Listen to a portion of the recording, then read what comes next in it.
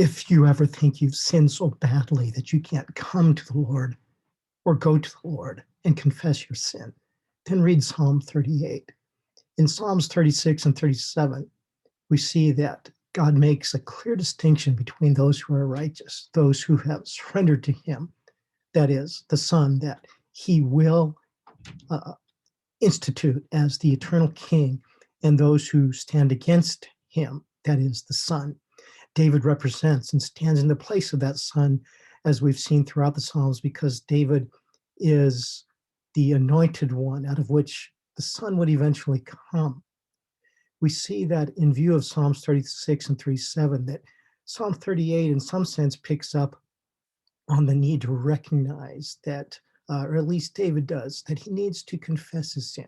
We don't know exactly what the situation was that David refers to in this psalm, but that's really not important at this point, because in the flow of the entire book of Psalms, it is another statement or recognition of confession that David needs to bring before the Lord, realizing that he cannot save himself from his own sin.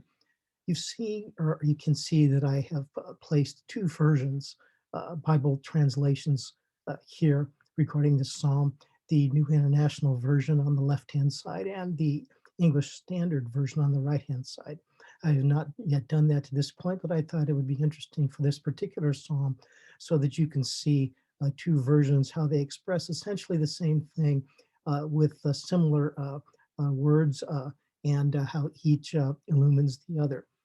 So we see that in this particular psalm, David is in dire straits because whatever situation he's talking about, his sin has brought in much sickness and agony. And so he is overwhelmed as you read through this psalm. You can see that.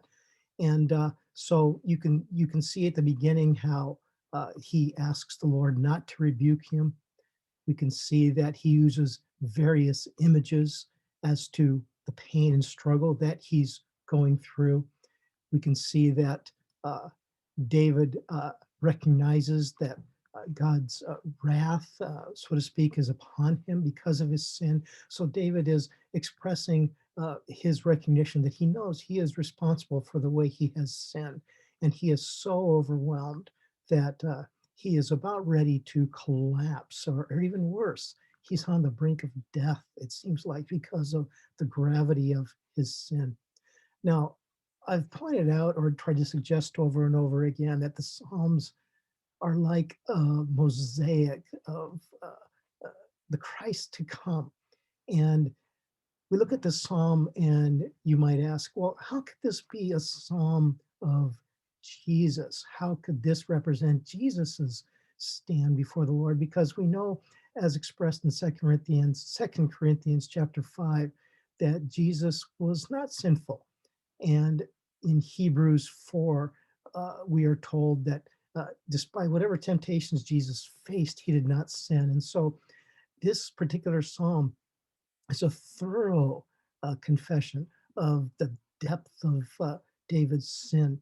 And so you might ask, well, how can this be Jesus's confession? Well, uh, this psalm stands in the line of uh, the truth that Jesus Christ himself stood in the place of those uh, all people who put themselves before God, who confess sin.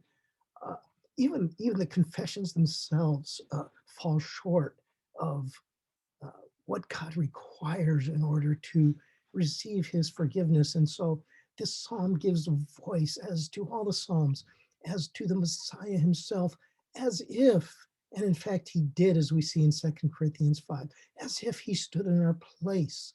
In other words, these words are not literally the words of Jesus Christ, but they anticipate David's recognition that he would need to rely on the Christ to come, to stand in his place, as expressed in this psalm, before God. And so this is an amazing psalm, like all the psalms. We see there in Hebrews chapter 4 that Jesus modeled, he stood with us and before us.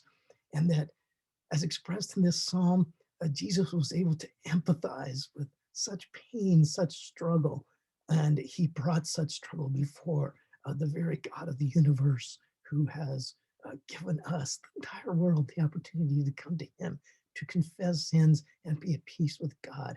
You can see there at the final exhortation that I show on the bottom right-hand corner that that out of the passage in Hebrews, we can be encouraged that we should, with confidence, those of us who put our faith in Jesus Christ, approach God's throne of grace with such confidence as expressed here in Psalm 38, that sure, we're going to sin, we're going to fall short, but we can bring such confessions before the Lord and simply trust in him that he will extend his grace through what Jesus Christ has done and accomplished in our behalf by standing and facing every temptation, yet not sinning, and then dying on the cross to pay for our sins.